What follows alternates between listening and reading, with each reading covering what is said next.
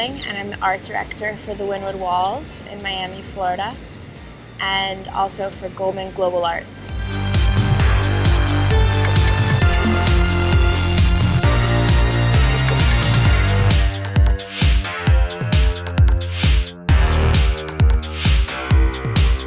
Wynwood, before we came into the neighborhood in 2006, and it was a place of disarray. It was abandoned warehouses and places where gangs would meet. It was drugs and crime ridden, and in the 90s it was the highest crime rate in all of Miami. It was right here in Wynwood.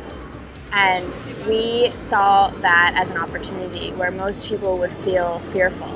And our leader, who has since passed, Tony Goldman, he used to say grit next to beauty makes beauty all the more beautiful. And we found fear as a challenge. So we came into the neighborhood in 2006 with a hope to make this the epicenter for the creative class by creating restaurants and retail opportunities and places for small businesses to thrive. And by creating this place where everyone could come together as one in Miami, really changing the culture and the perception of how people think about Miami as a place to be creative, to have a creative lifestyle, and to also thrive.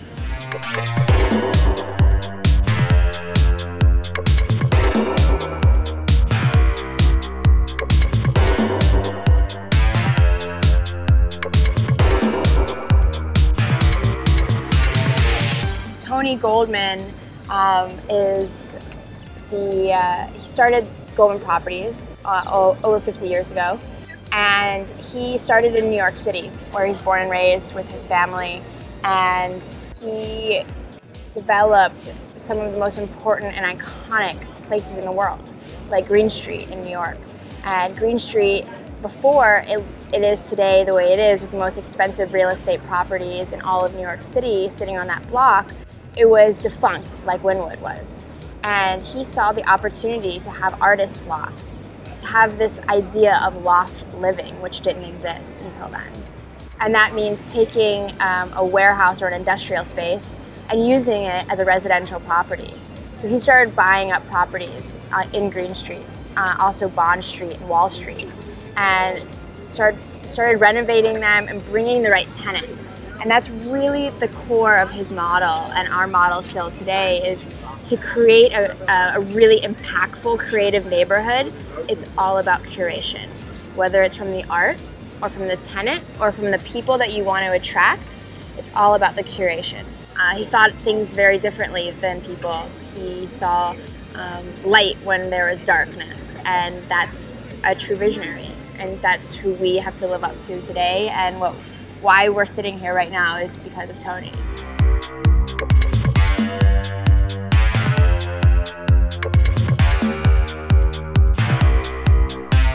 So Tony and his wife Janet, as well as Jessica and Joey, that's their children, the family has been, they're real estate developers at heart, but at the core of their business, what they truly believe in and how they interpret their business is through the arts. Always have been super important collectors, passionate about collecting, and also supporting emerging artists who not only need a platform to be successful, but they also need monetary funds to continue their craft. So with that in mind, they set out into neighborhoods like Soho and Philadelphia, Center City, Philadelphia, Miami Beach, and now Wynwood, with a different model. And their model really consisted of using art as the ignition for change instead of retail or food and beverage or the monetary side of real estate development. They used art as the median for change.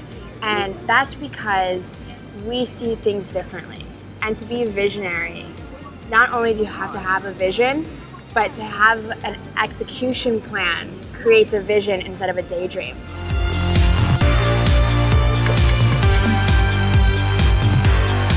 What I think is the most interesting and fascinating point of what something like this has done for the rest of the art community is not only has it created more jobs for people in the neighborhood and like, you know, people who work in the galleries, people who now have street art tours, which never existed before.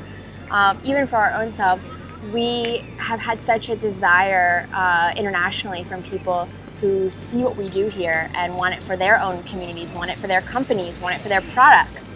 So we decided to open an organization called Goldman Global Arts, which is a curatorial service for outside organizations and companies and collectors and curators to take advantage of our knowledge and our relationships and our curatorial services to help their organizations make impactful change in the arts, whether it's with product or with mural festivals or integrating art into new real estate developments. We saw what was at the core of the neighborhood.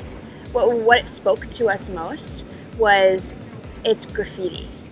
And in the neighborhood, that's what you'd see everywhere, was these large warehouse buildings with graffiti. It's really a testament to his vision that art can be an ignition for change.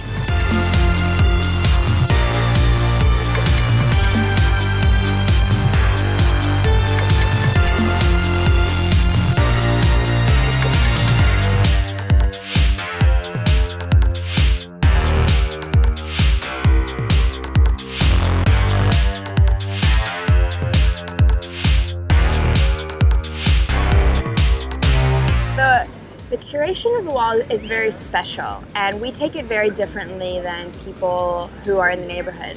There's 5,000 murals in this neighborhood now, which is beautiful, and because of what we're doing here, it gives platform to other people, other locals, other artists, to be seen in a light that's very different than any other light around the world because of the attention that Wynwood has. And we believe in helping established artists, but also giving a platform to emerging artists. So having that nice mix and that curation is the utmost important thing. And also thinking differently, thinking unexpectedly, like these shipping containers. We found an artist named Peachy and Avo on Instagram. They had 10,000 followers. We saw that they painted shipping containers, and we wanted that here. So we bought shipping containers. We invited them to Miami. They'd never been to the United States before. And not only were we giving them a platform to share their work, but now their work is a global hit, and they are working at a different speed, at a different height than they've ever worked before. But not every wall every year is changed. This year I think we'll change about 10 walls. We're adding more properties to the neighborhood. We have 350 tenants in the neighborhood now, so there's lots to be done. And the neighborhood's growing. In the next 18 months, we're gonna have some of the biggest architectural developments in all of Florida in this neighborhood. And that's truly because of this place that we call the Wynwood Walls, which is the epicenter for the creative class.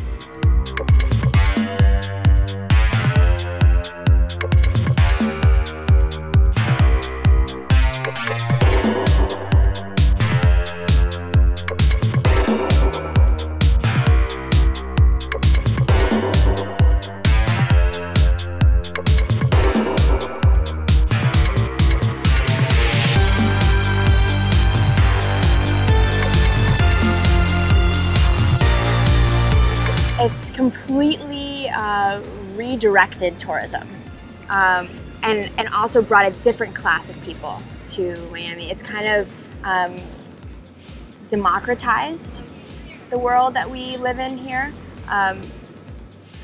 You know, before it was the beaches and the parties and the clubs, maybe a few museums, but very little museums or galleries. And because of Wynwood, there's a whole new demographic that's coming here, that's coming to Miami, that's coming to Wynwood. And we have, you know, people like co-working spaces that are moving into Wynwood, and we have small artisan bakeries and juice shops and artists from all around the world who want to paint here. Now on an average week we get about 20,000 people through the walls, and on a weekend we can easily get between 20 and 50,000. And during Art Basel, which is at the end of the year, first week of December, our most important week of the year, we get 100,000 people through these walls. I see this neighborhood as people right now see it being this amazing cultural place. And I agree with them, but I see the bigger vision, and I see this neighborhood being an architectural destination for some of the best architects in the world, that you'll see the developments that haven't been done elsewhere. I see this as a place where small businesses are going to even more thrive, because we're going to have more opportunity, more traffic, more parking, more restaurants, more shops, and with that comes more traffic. Being from New York, I'm used to a walking class. I'm used to walking somewhere to get groceries. I'm used to walking to the subway, public transportation. And Miami is different in the sense that we don't have as many people here. We don't have to fight for attention. You don't have to fight for things. If you can do something great, you can make a big impact.